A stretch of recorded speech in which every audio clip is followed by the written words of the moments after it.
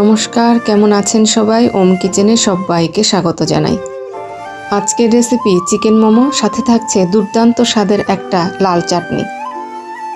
ঘরে থাকা সামান্য কিছু উপকরণ দিয়ে খুব সহজভাবে, খুব সুন্দরভাবে একটা মোমো রেসিপি আজ আমি আপনাদের সাথে শেয়ার করছি। 200 গ্রাম চিকেন কিমা নিয়েছি চিকেন মোমোটা তৈরি করার জন্য। 1 চা চামচ আদা রসুন থেতো, 3 চা চামচ একদম ছোট ছোট করে কাটা পেঁয়াজ কুচি,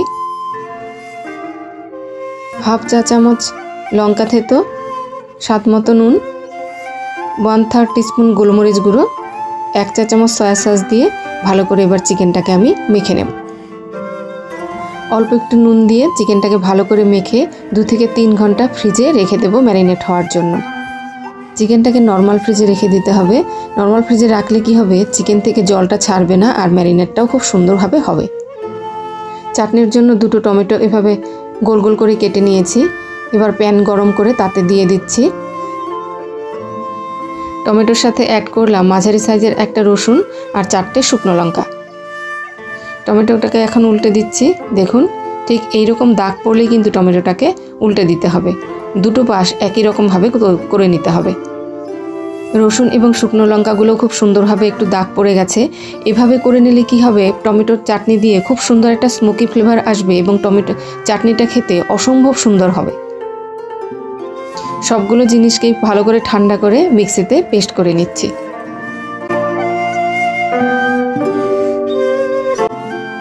গ্যাসে প্যান বসিয়ে দিয়েছি, প্যানটা গরম হয়ে গেছে এবং এতে এবার টমেটোর পেস্টটাকে ঢেলে দিচ্ছি।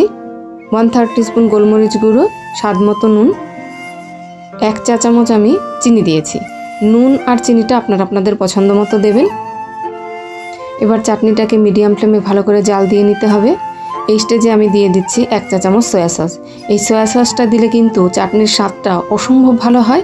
এই চাটনিটা খেতে কিন্তু রুটি দিয়েও খুব ভালো লাগে। দেখুন কি সুন্দর হয়েছে না চাটনিটা দেখতে, খেতেও অসম্ভব ভালো। এবার গ্যাসের আঁচটাকে বন্ধ করে একটু লেবুর রস মিশিয়ে দিচ্ছি। মোমোর ডো তৈরি করার জন্য একটা বিটের রস বের করে নিলাম। আপনারা চাইলে এটা প্লেনও তৈরি করতে পারেন। আমি একটু কালারফুল তৈরি করব মোমোটা। 2 কাপ ময়দা, স্বাদ মতো নুন, 1 চা চামচ সাদা তেল দিচ্ছি। সব কিছুকে এবার ভালো করে মিশিয়ে নেব।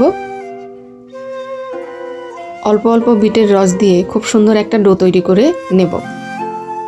ডোটা খুব বেশি নরমও হবে না, আবার খুব বেশি শক্তও হবে না। আমরা লুচি বা পরোটা তৈরি করার জন্য যে ডো তৈরি করি তার চেয়ে একটু শক্ত রাখতে হবে। ডোটাকে 30 মিনিট ঢেকে রাখবো, এতে ডোটা আরও বেশি সুন্দর হবে। 2 থেকে 3 ঘন্টা পর ম্যারিনেটেড চিকেনটাকে ফ্রিজ থেকে বের করে ধনেপাতা কুচি আর পেঁয়াজ পাতা কুচি দিয়ে ভালো করে মিশিয়ে নেব। ধনেপাতা আর পেঁয়াজ পাতাটাকে এভাবে পরেই দিতে হবে, না হলে ধনেপাতা পেঁয়াজ পাতার ফ্লেভারটা নষ্ট হয়ে যাবে। 30 মিনিট পর ময়দার ডোটাকে আরেকটু ভালো করে মেখে নেব। ময়দার ডোটা যত বেশি মসৃণ হবে, মোমোর শিটটা তত বেশি সুন্দর হবে। আমি বড় একটা পাতলা রুটি বানিয়ে তারপর একটা কৌটোর ঢাকনা দিয়ে ছোট ছোট করে মোমোর শিটগুলোকে কেটে নিচ্ছি। মোমোর শিটগুলোকে চেষ্টা করবেন যতটা সম্ভব পাতলা করার।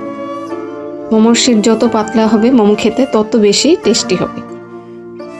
মোমোর শিটের ঠিক মাঝখানে পুরটা দিতে হবে। পুরটা খুব কম দিলেও টেস্টি হবে না, আবার খুব বেশি দিলেও কিন্তু মোমোটার শেপ দিতে খুব অসুবিধা হবে।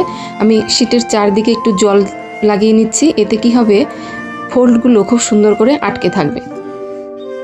আপনারা দেখে নিশ্চয়ই বুঝতে পারলেন এই শেপের মোমোটা তৈরি করা কতটা সহজ। একই রকমভাবে আমি সবগুলো মোমো তৈরি করে নিলাম। দেখুন কতটা সুন্দর হয়েছে সবগুলো মোমো দেখতে। মোমোর উপরে আমি একটু ধনেপাতা আর পেঁয়াজ পাতা দিয়েছি, এতে দেখতে আরও বেশি সুন্দর হয়েছে। যে পাত্রে স্টিম করব সেই পাত্রে আমি একটু সাদা তেল লাগিয়ে নিচ্ছি, আর একটা পাত্রে আমি আগের থেকে জল গরম বসিয়ে দিয়েছিলাম। এবার সবগুলো মোমোকে এখানে সাজিয়ে নিয়ে আমি ঢেকে দিয়ে 15 থেকে 20 মিনিট স্টিম করে নিলেই তৈরি হয়ে যাবে মোমো। 15 মিনিট পর আমি ঢাকাটা খুলে দেখাচ্ছি। দেখুন কতটা সুন্দর হয়েছে মোমো দেখতে। এবার গরম গরম মোমোর উপরে আমি একটু মেল্টেড বাটার দিয়ে দিলাম। এই বাটারটা কিন্তু অবশ্যই দেবেন, এতে মোমোর স্বাদটা দুর্দান্ত সুন্দর হয়।